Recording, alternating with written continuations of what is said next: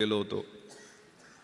त्या गावानं एका मुलीला 10वीला 96.5% मार्क मिळाले म्हणून 1,00,000 रुपये सगळ्या गावानं जमा करून दिलेले होते.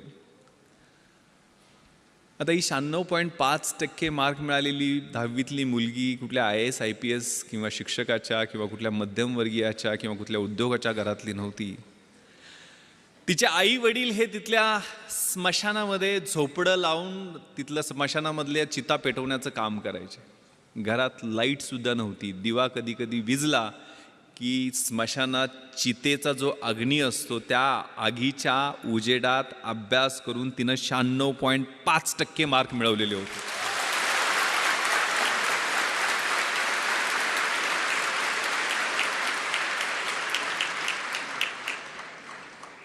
तिच्या आईला हेही कळत नव्हतं की 96.5% म्हणजे किती असतात. ती तिला समजून सांगत होती.